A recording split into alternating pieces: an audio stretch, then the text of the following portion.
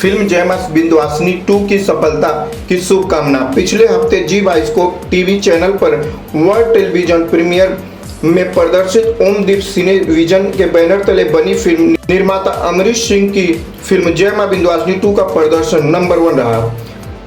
इस खुशी के अवसर पर इंडियन मोशन पिक्चर के अध्यक्ष व ऐसी फिल्म के निर्माता अभय सिन्हा जी की उपस्थिति में फिल्म के मुख्य कलाकार अंजना सिंह, अमरीश सिंह, सूर्या द्विवेदी, कृष्णा तिवारी, आशीष पांडे के साथ फिल्म के निर्देशक विष्णु शंकर बेलू व संगीतकार अभिषेक तिवारी, निर्माता भुवनेश्वर यादव उपस्थित होकर केक कटिंग के साथ एक दूसरे को शुभकामना दिए।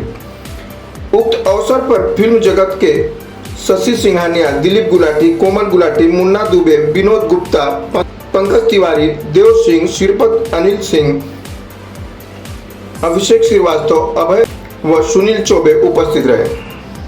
अभय सर, क्या कहना चाहेंगे? जय मां विंध्यवासिनी किस प्रकार की फिल्म है और क्या कुछ नया चल रहा है? आज उसके लिए आपका सेलिब्रेशन पार्टी रखा गया है, तो क्या कहना चाहेंगे?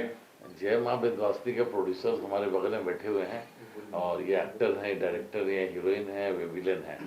तो ये लोग बताएगा पिक्चर कैसे बनाया, कितने दिनों में बनाया, कितने पैसे में बनाया। ये लोग पिक्चर बना के मेरे को सेल करने के लिए। मैंने ट्रेलर देखा तो पिक्चर बहुत अच्छा बनाया था डायरेक्टर ने, मैंने तुरंत ओके कर दिया। चूंकि शुरुआत आपसे हुई है, सबसे बड़े आप ही हमें माने जाते हैं, अंजना जी जैसा कहा, तो मैंने पिक्चर जरूर बनाया है, लेकिन ये पिक्चर में मैंने सिर्फ इसकी पूरी राइट्स खरीदा है। पिक्चर अच्छा था, ट्रेलर अच्छा लगा, अंजना जी का भी काम बहुत अच्छा था। तो जैसे हम पिक्चर खरीदे उसी तरह तुरंत रेट हाई हो जाता है एक्टर लोगों का, सबका। अरे आपके बारे में तो ये भी कहावत है कि जिसके ऊपर आपका हाथ पड़ा वो सुपरस्टार हो जाता है। नहीं, ऐसी बात नहीं है। अंजना जी भी हमारी शुरू में एक पिक्चर के बाद हमारी पिक्चर ही की, हमारे पिक्चर करते इनको लॉटरी लगी थी। क्या सही अंजना जी, हम आप ही से जानना चाहेंगे, अभय सर क्या कह रहे हैं? अभय सर जो कह रहे हैं बिल्कुल सही कह रहे हैं और अभय जी जो बोलते हैं वही सच होता है। और नो डाउट हमारी फिल्म जय मां विंध्यवासिनी के बारे में आज हम बात करेंगे, जिसका आज हम लोग सेलिब्रेशन के लिए बैठे हैं। पार्ट 1 बहुत अच्छा चला था, तो इसका सीक्वल बना पार्ट 2 एंड फिर अभय जी ने इस फिल्म को देखा और जैसे कि अभय जी को जितना एक्सपीरियंस है सिनेमा का, अभय जी, पंकज जी और इन लोगों ने जब आई थिंक रफ ट्रेलर ही देखा एंड उन्होंने कहा कि ये फिल्म हमारे पास आनी चाहिए, फिल्म हम लेंगे। एंड देन फिर सर ने बहुत ही आगे अच्छे चैनल में फिल्म दी एंड फिल्म का रिस्पांस बहुत अच्छा आया। नो डाउट आज जिस ऑफिस में बैठ के हम सेलिब्रेट कर रहे हैं, यहाँ से ना जाने कितने लोग स्टार बने हैं और आगे भी बनते रहेंगे और ये क्रेडिट तो अभय जी को जाता ही है। बिल्कुल न जाने कितने लोग को एडवांस देते बट हीरोइनों को नहीं देते हैं। एक बात से बिल्कुल डिनाई करती हूँ कि पैसा बढ़ता जरूर है इनका सिनेमा से, लेकिन ये खुद नहीं बढ़ाते, दूसरों से दिलवा देंगे। देखिए, हीरोइन लोगों का ये लॉटरी लगा हुआ है जो दौर चला आया है। अभी 10 पिक्चर बन रही है, उसमें 8 पिक्चर में अंजना सिंह है। इतना पैसा क्या करेगी? ओवरफ्लो हो रहा है पैसा आजकल। बाकी लोग देखो, अधिकतर लोग घर में बैठे हुए हैं, इन लोग के पास लॉटरी लगी हुई है। आप मेरे काम पे नजर मत देइए, इतना ही बोल रहे हैं अभय जी। अभय जी ने मेरी फिल्म ली है, अभय जी की फिल्म में मैं नहीं हूँ। और ये फिल्म को जी टीवी पे दिखाया गया है, सो जी टीवी ने बहुत अच्छा प्रमोशन करके इस पिक्चर को हिट किया है। सो थैंक्स कुमार अमित जी हैं जो कि जी टीवी के इंचार्ज हैं और उन्होंने ही सारा सब देख करके वो भी पिक्चर देखे तो उनको बहुत अच्छा लगा, तो उनको जी टीवी को बहुत बहुत धन्यवाद उसके लिए। पहली बार जब आप फिल्म देखे तो आपको कहानी कैसी लगी? किस तरह की कहानी है? इसके कहानी मैथोलॉजिकल में फिल्म बनी थी भगवान के ऊपर और उसके गाने वाने बहुत अच्छे थे। अमरीश ने भी बहुत अच्छा काम किया उसमें, अंजना का भी अच्छा काम था। तो एक बच्चे का फैमिली मोमेंट था, उसका इमोशन काफ़ी अच्छा था। तो आजकल आपको तो पता ही है कि फैमिली मूवी जो इमोशनल मूवी रहता है वो ज़्यादा चल रहा है। अंजना जी, नाम तो डिवोशनल है, तो फिल्म की कहानी भी डिवोशनल है या फिर कैसी कहानी है, उसके बारे में अगर आप शेयर करना चाहें। माँ विंध्यवासिनी की ही इसमें पूरी उनकी जितनी महिमा है उनके बारे में ये फिल्म उसी पे है। और सबसे बेस्ट पार्ट ये है कि जो पार्ट 1 बना था उसमें जो मंदिर का प्रांगण था, वो जो पहले पुराना मंदिर था, हमारे फर्स्ट पार्ट में वो दिखा है। और हमारी पार्ट 2 में माँ विंध्यवासिनी पार्ट 2 में जो माँ विंध्यवासिनी का न्यू कॉरिडोर बना है तो हम लोगों ने उस न्यू कॉरिडोर में पूरा सिनेमा शूट किया है और रियल लोकेशन पार्ट 1 पार्ट 2 दोनों में ही डिफरेंसेस दिखेंगे। और माता रानी की महिमा तो सभी जानते हैं, माँ विंध्यवासिनी की, और काफ़ी आशीर्वाद रहा, बहुत ही अच्छे से ये फिल्म बन गई। और देखिए कि हमारा सबसे बेस्ट पार्ट ये है कि फिल्म ना नवरात्र पे रिलीज़ हुई ना कभी अभी, मतलब देखा जाए तो ऐसी फिल्में नवरात्रि पे ज़्यादा रिलीज़ होती हैं, in between off season release हुई एंड लोगों को इतनी पसंद आई। वट सावित्री जी, वट सावित्री पे मतलब रिलीज़ हुई तो काफ़ी अच्छा रिस्पांस रहा और लोगों ने नंबर 1 ऑफ द मूवी बनाया। इस पे अपने सभी ऑडियंस को दिल से धन्यवाद। और बेलू सर ने ही आई थिंक टीवी इंडस्ट्री में स्टार्ट किया माता जी पे और भगवान पे फिल्म बनाना, डिवोशनल फिल्म में सर ने स्टार्ट की और आज तो काफ़ी सारी फिल्में बन रही हैं। अमरीश, बहुत बहुत बधाई हो भाई, पार्ट 1 और पार्ट 2 साथ में किया। अभय जी पार्ट 3 भी आपकी लीजिएगा। हाँ जरूर जरूर। और सर हैं, सर प्रोड्यूसर हैं, सूर्या जी हैं हमारे उस फिल्म में विलन। तब सभी पूरी टीम का ही बहुत कैसी अच्छा रहा। केमिस्ट्री आपकी रही अमरीश जी के साथ में, उसके लिए? इसमें केमिस्ट्री जैसी तो कोई बात ही नहीं है, माता की फिल्म थी, हस्बैंड वाइफ का किरदार हमारा पार्ट 1 में भी था, पार्ट 2 में भी था, तो काफी लोगों को हमारी हस्बैंड वाइफ की केमिस्ट्री अच्छी लगी। अमरीश जी क्या कहना चाहेंगे? कितनी खुशी हो रही है इस फिल्म से, क्योंकि दूसरा पार्ट इसका तैयार हुआ है और सबसे बड़ी बात है अभय जी के यहाँ रिलीज हो रहा है, तो क्या कहना चाहेंगे? बस मेरे लिए माँ विंध्यवासिनी का आशीर्वाद और बड़े भाई स्वरूप गुरु हमें अभय सिन्हा जी मिले और दिल से इन्होंने जब सिनेमा लिया तो इन्होंने कहा कि बस प्रार्थना करा कि इतनी अच्छी फिल्म बा और लोग देख के खूब नाम करे और होकर, तो मैं मन में यही माँ विंध्यवासिनी से प्रार्थना करते रहा और सच में आज वो साकार है और सभी की इतनी बधाइयाँ आई। तो मैं धन्यवाद सबसे पहले अभय भैया को कहूँगा, पंकज भैया को कहूँगा और ऐसी फिल्म को कहूँगा जो इन्होंने इस सिनेमा को खरीदा और एक बड़े चैनल पे रिलीज किया, जी बायोस्कोप पे। तो इससे बड़ी खुशी मेरे लिए जीवन में कुछ नहीं हो सकता है जी। और दर्शकों से क्या अपील करना चाहेंगे देखने के लिए? दर्शकों से बिल्कुल मैं अपील ये करना चाहूँगा कि फिल्म में बहुत सारे संदेश हैं कि चढ़ाव और उतार आते रहता है जीवन में, क्योंकि पार्ट 1 में हम बहुत अमीर होते हैं, पार्ट 2 में हम गरीब होते हैं, तो उसको भी कैसे सरवाइव करते हैं अपने आप को, मैं अपनी धर्मपत्नी के साथ, अपनी छोटी बेटी के साथ, तो इस फिल्म में पूरा दर्शाया है। लोगों को शायद यही पसंद आया है। तो मैं कहूँगा यही कि जीवन एक चक्र है, हमेशा नीचे ऊपर चलते रहता है और उस चक्र को कभी रोकना नहीं है, चलते रहना है रथ की तरह। कहाँ पे शूट हुआ है फिल्म? ये फिल्म पार्ट 2 जय माँ विंध्यवासिनी मिर्जापुर के औराई के प्रांगण में हुआ और मिर्जापुर के विंध्याचल के प्रांगण में हुआ है और बहुत खूबसूरत ढंग से इसे पिक्चराइज किया हम लोगों ने, क्योंकि बारिश भी था, काफ़ी तकलीफें भी थी, लेकिन हमारी टीम बहुत स्ट्रांग थी। और धन्यवाद करूंगा अपने डायरेक्टर को, विष्णु शंकर बेलू को, इन्होंने जिगर रख के एकदम काम दिल से किया है। Thank you. चाहेंगे कहते हैं डायरेक्टर बहुत कुछ होता है फिल्म के लिए, तो इस फिल्म का डायरेक्शन आपको मिला है, किस लेवल पे आपने तैयारी रखी है और क्या कुछ दर्शाया है फिल्म में, क्या कहना चाहेंगे? देखिए, जैसा कि अंजना जी ने भी बताया और आपको भी जानकारी हुई होगी कि ये फिल्म पहले जय माँ विंध्यवासिनी पार्ट 1 और पार्ट 2 बनी। तो लॉकडाउन का टाइम था और माहौल बहुत अजीब सा था। मेरे मन में ख्याल आया कि माता रानी के ऊपर एक फिल्म बननी चाहिए, क्योंकि हमारे यूपी बिहार की सबसे बड़ी देवी माता मानी जाती हैं और बिहार के तो कुल देवी ही मानी जाती हैं। बहुत सारे बच्चों के मुंडन, शादियों के बाद वर वधू वहाँ दर्शन के लिए जाते हैं और उनकी महिमा अलग है। और इत्तेफाक से मेरा भी मुंडन बचपन में वहीं हुआ था, तो एक लगाव था। तो मेरे मन में ये विचार थी कि कभी माता विंध्यवासिनी के ऊपर फिल्म बने। और अभी हमारे उस समय इंडस्ट्री में सब एक्शन ड्रामा फिल्में चल रही थी, तो हम लोगों ने प्रयास किया और बहुत सफल हुए। दूसरी बार फिर उसकी सफलता के बाद एक बार पुनः विचार हुआ कि इसके सीक्वल को आगे बढ़ाया जाए। तो हम लोगों ने विचार किया और मंदिर के उसी प्रांगण के आसपास, मतलब माता विंध्यवासिनी के मंदिर में देवी जी को हम लोगों ने स्थान पे रह के इस पिक्चर को शूट किया है। और सारे लोगों का बहुत योगदान है, अंजना जी का, अमरीश जी का, और इसमें हमारे मुनेश्वर भैया का बहुत योगदान है। और संगीतकार हमारे अभिषेक तिवारी जी जो इस बार हमारे साथ जुड़े, बहुत अच्छा संगीत बनाया इन्होंने। और सबसे बड़ी बात ये है कि सब फिल्म बनने के बाद अभय भैया जब को हम लोगों ने ट्रेलर दिखाया तो इनका आशीर्वाद मिला और इन्होंने फिल्म को आगे प्रमोट किया। जी बायोस्कोप टीम को मैं बहुत धन्यवाद देना चाहूँगा। और एक बहुत ही भावनात्मक फिल्म बन के आप सबके सामने आई।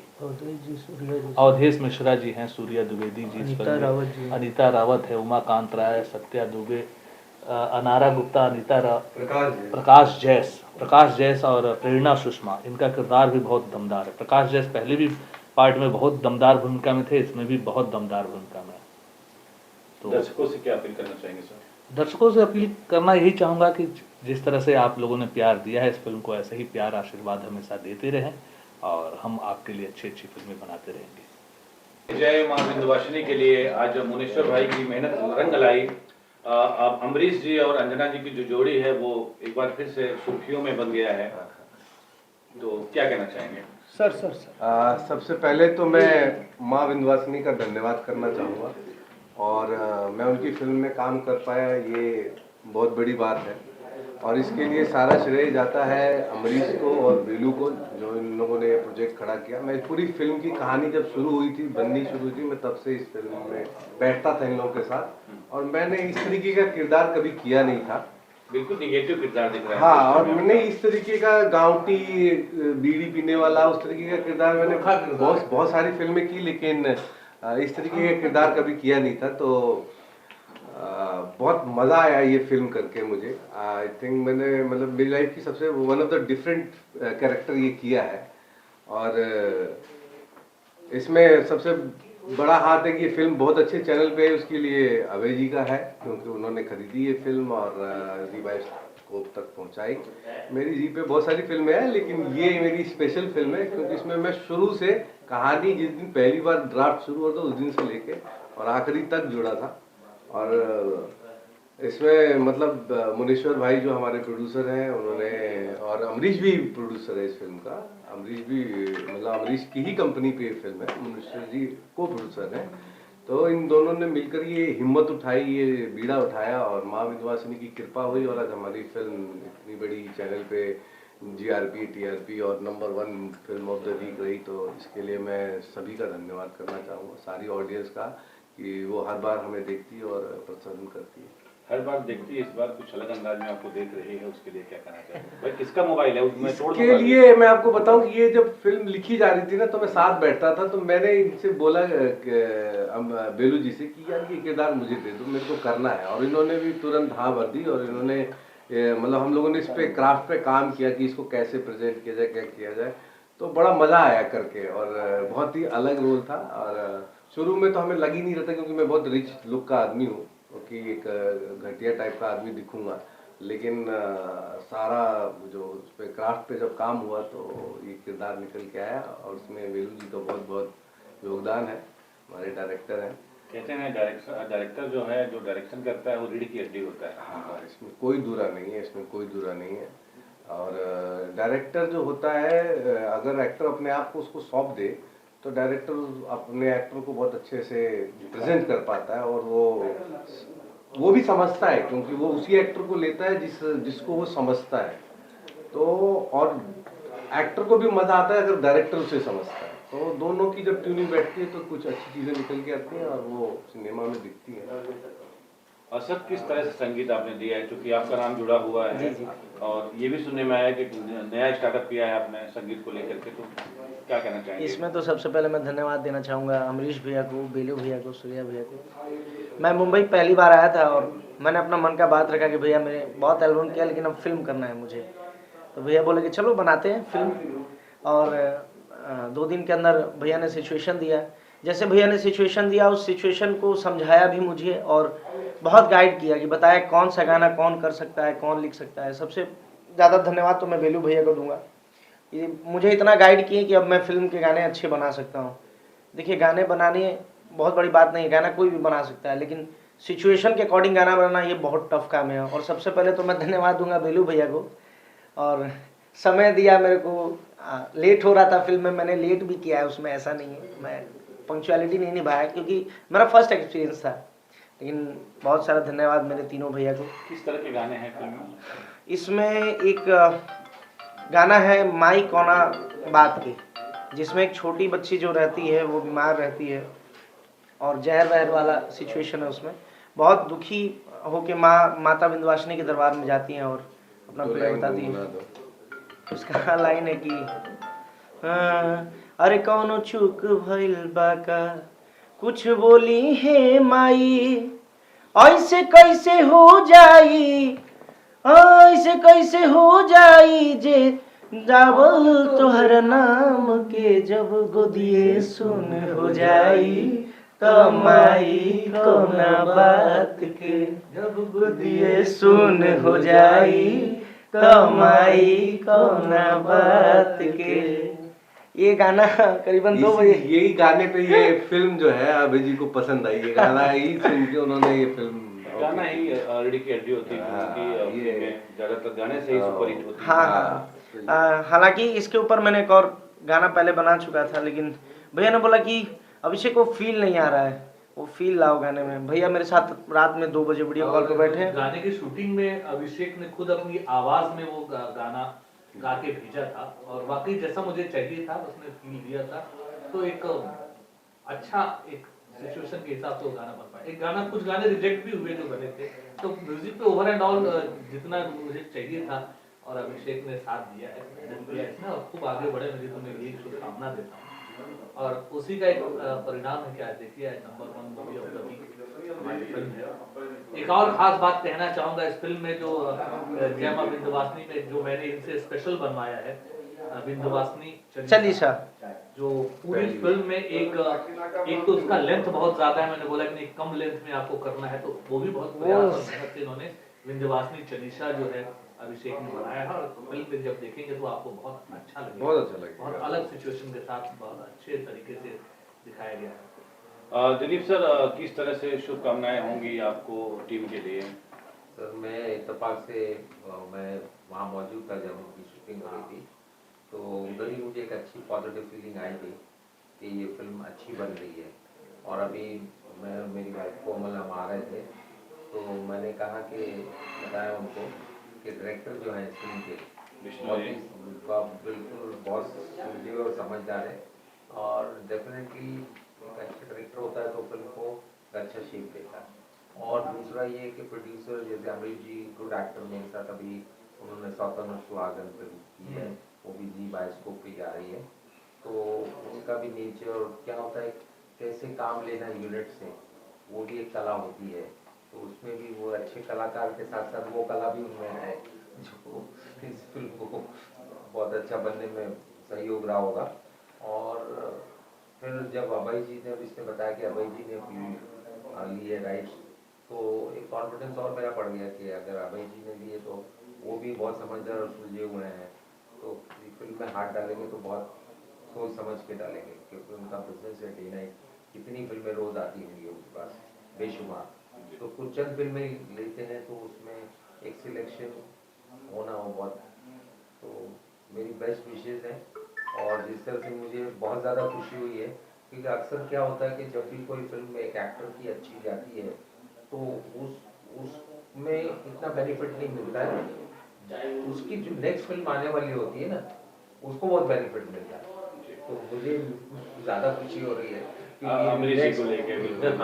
नेक्स्ट मेरी अभी इसका फायदा मुझे उसमें भी मिलेगा। हाँ वो और प्लेटफॉर्म भी एक ही है, सेम प्लेटफॉर्म है जो जी बायोस्कोप देखते होंगे, तो सेम प्लेटफॉर्म है, तो शायद मेरी फिल्म को इस फिल्म की कामयाबी का भी बेनिफिट मिलेगा, ऐसी मेरी सोच है, मेरे तजुर्बे से मैं कहना चाहता हूँ। अमरीश जी, बड़ी उम्मीदें हैं आपसे लोगों को, एक उभरते भोजपुरी के सुपरस्टार आप है ही, और भी बड़े नजरिए से लोग आपको देख रहे हैं, तो कितनी खुशी इस बात की होती है आपको? एज ए प्रोड्यूसर भी इनको बिल्कुल मेरी खुशियों का ठिकाना तो नहीं है, लेकिन मैं उस खुशियों में शेयर करूंगा सभी को कि मैं जिसे प्यार करता हूं तो मैं सोचता हूं कि ये जीवन मिला है इन्हीं के लिए, तो उस प्यार में से वो सबसे प्यारे मेरे दिलीप सर हैं, मैं इनसे बहुत प्यार करता हूं। और इन्होंने सौतन और सुहागन एक खूबसूरत फिल्म बनाई जो मेरे ऊपर बहुत बड़ा बोझ लादा था, 2 हीरोइनें थी, उसका बोझ नहीं था, सिनेमा हॉल अकेले हीरो था, तो इन्होंने बहुत सारी जिम्मेदारियां दी थी, जो कि इन्होंने मुंबई से लेकर यूपी तक शूटिंग किया उसका, तो दिल से मैं माँ विंध्यवासिनी से यही गुजारिश करूँगा। अच्छा, उसका एक सिक्वल बड़ा अच्छा इन्होंने शूट किया माँ विंध्यवासिनी के ही दरबार में। मैं बहुत अच्छा माँ से हमेशा करता हूँ गुजारिश कि मेरी कुछ शूटिंग के पार्ट वहाँ हो, तो इन्होंने स्पेशल मेरी शादी का सीक्वेंस ही रख दिया था उस मंदिर में। तो मैं दिल से कहूँगा माँ विंध्यवासिनी का आशीर्वाद सदैव रहा, पार्ट 1 में भी, पार्ट 2 में भी। इसी तरह मेरी आने वाली फिल्मों को भी आशीर्वाद मिलेगा। मेरे डायरेक्टर, मेरे प्रोड्यूसर सारे मेरे ऊपर अगर भरोसा करते तो माँ विंध्यवासिनी उस भरोसे को कामयाबी की तरफ लेके जाएंगे। और खुशियाँ इतनी है कि जब जी ने फ़ोन किया और बताया कि अभी तक की सबसे पहली फिल्म है भोजपुरी की जो कि पहले वीक में देखी गई है।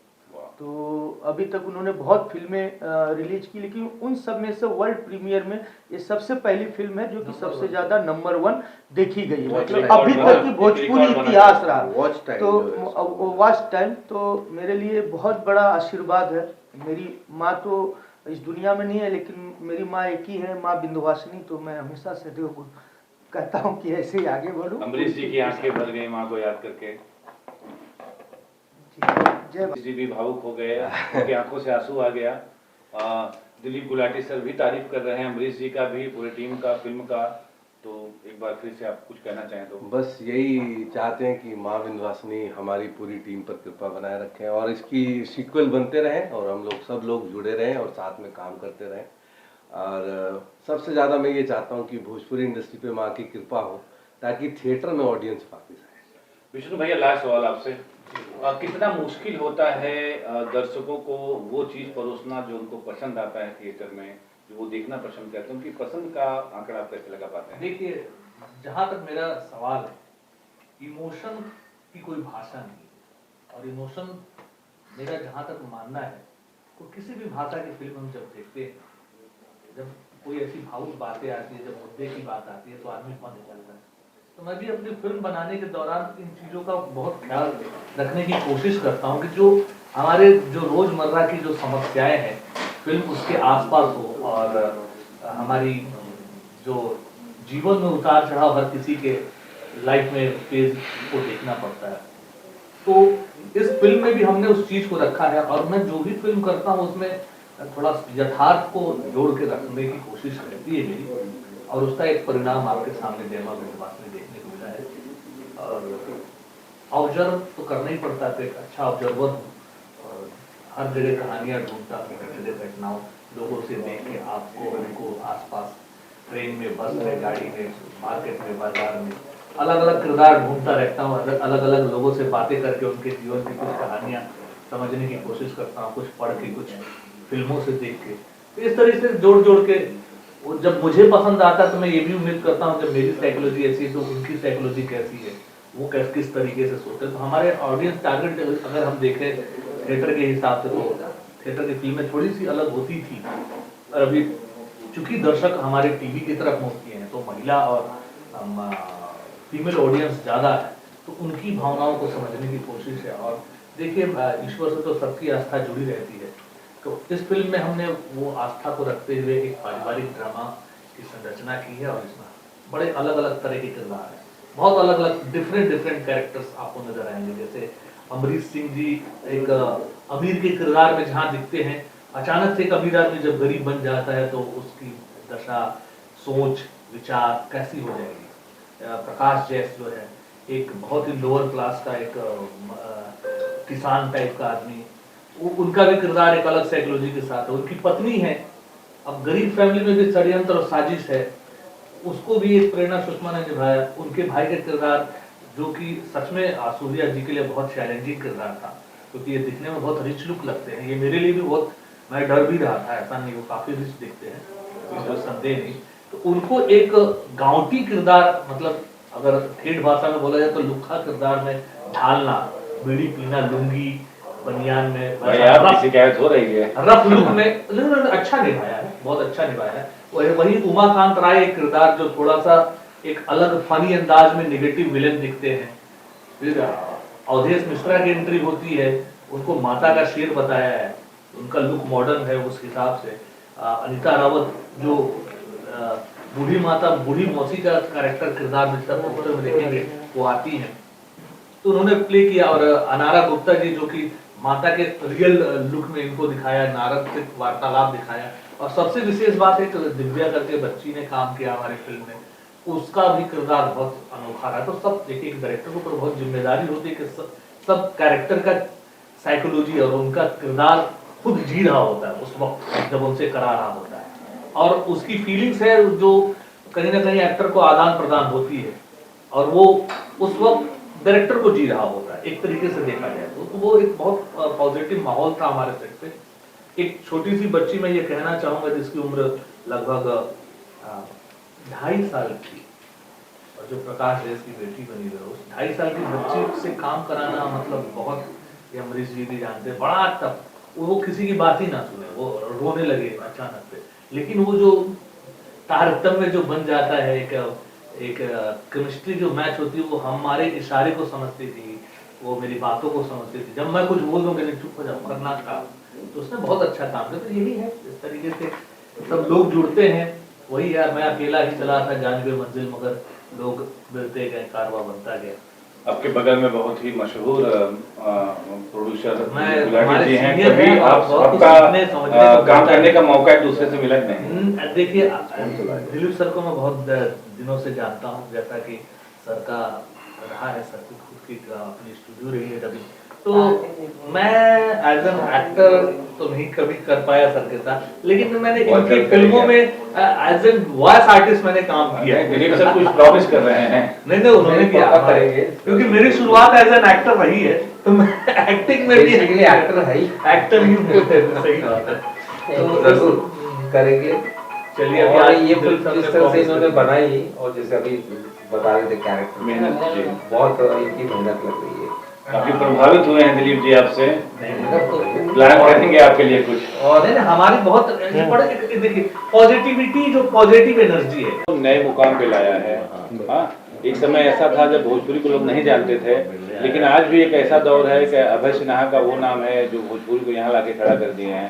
कुछ और अपील करना चाहेंगे, भोजपुरी इससे भी ऊपर उठ के बड़े थिएटरों में अपनी जगह बनाए, क्या ऐसा कुछ सोच रखते हैं आप? अफसोस तो है आगे, लेकिन अब आगे भगवान चाहेंगे तो भी हो जाएगा। अबे सर, मैं आपसे ही सवाल करूंगा, भैया जैसे हैं साथ में हैं तो सब कुछ कर लेंगे होता। अबे सर, भोजपुरी को आपने उठाया है, ऐसा मैं नहीं बोल रहा हूँ, पब्लिक बोलती है, जनता बोलती है, पत्रकार बोलते हैं, भोजपुरी को आपने उठाया है, यहाँ तक पहुँचाया है, आज अलग पहचान बना ली है, उसमें विशेष योगदान अभय सिन्हा जी का है। अब आगे भी कुछ बड़ा करने का प्लान है ताकि हम इसको पीवीआर में देख सकें, कुछ ऐसा प्लान करना चाहेंगे आप? देखिए, हम बिहार की मिट्टी से जन्मे हैं, पटना से, आरा से। हमारे आरा हमारे पिताजी का घर था, हमारे जन्म स्थान पटना है। तो वहाँ के जो भी लोग बिहार और यूपी से जुड़े हुए हैं, जो भोजपुरी की मिट्टी के बारे में उनको पता है कि किस तरह की फिल्में बनती है। तो हमने उसी रिसर्च पे काम किया, तो जो हमने इतनी फिल्में बनाया।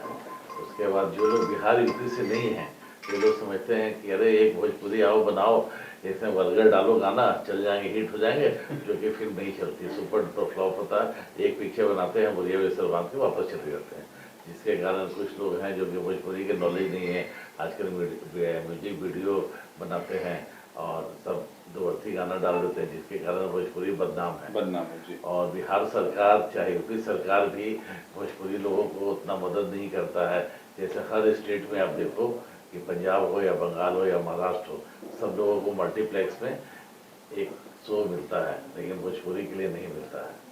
और आज हमारे 3 सांसद, 4 सांसद, शत्रुघ्न सिन्हा भी हैं जो कि लोग गए, लेकिन इन लोगों ने सब मिल करके भोजपुरी में जाकर के बात करके भोजपुरी जनता से वोट लेंगे, लेकिन 8वीं सूची में वो शामिल नहीं करता भोजपुरी के। तो ये भोजपुरी के लिए बहुत दुर्भाग्य की बात है। इसमें सर सुधार आना चाहिए कि नहीं? 100%। अगर सब कोई भी लोग आते हैं तो बस अपना फायदा सिर्फ देखते हैं, भोजपुरी के लिए नहीं सोचते हैं, तो इसलिए भोजपुरी का ये हाल दिन पे दिन गिरते जा रहा है। अगर सब मिल के काम करेंगे तो आज वो भी दिन दूर नहीं है जो कि हाँ भोजपुरी भी साउथ से आगे निकल जाएगा, लेकिन सबको एक साथ होना पड़ेगा, एक यूनाइट होना पड़ेगा। अंजना जी, आपसे भी मेरा यही सवाल है, भोजपुरी को नए ऊंचाइयों तक ले जाने के लिए कुछ अगर संदेश आप देना चाहें, क्योंकि मनोज तिवारी जी सांसद हैं, रवि किशन जी सांसद हैं, दिनेश जी सांसद होकर भी आए हैं, तो इतने बड़े बड़े दिग्गज हमारे भोजपुरी में हैं, और फिर भी हमारा भोजपुरी आज पीवीआर में नहीं लग पाता है, बड़े सिनेमा हॉल में नहीं लग पाता है। प्रॉब्लम ये है सर कि यहाँ लोग इंडिविजुअली ग्रो करना चाहते हैं, भोजपुरी को कोई ग्रो नहीं करना चाहता है। भोजपुरी के नाम से अपने आप को लोगों ने ग्रो कर लिया, चाहे वो हम किसी की भी बात करें।